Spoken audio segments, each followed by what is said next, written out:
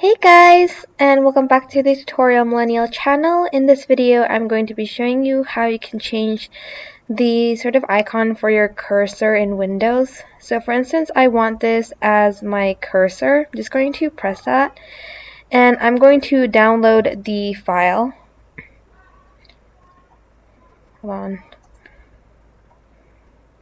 I think it's downloaded over here. I can't really tell because my Windows bar is opened, but I'm downloading it on this website.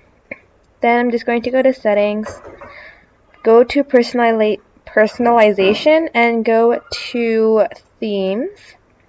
You are then going to click on the mouse cursor and wait for it to load. Click on this twice and click on the cursor that you downloaded. Then press apply.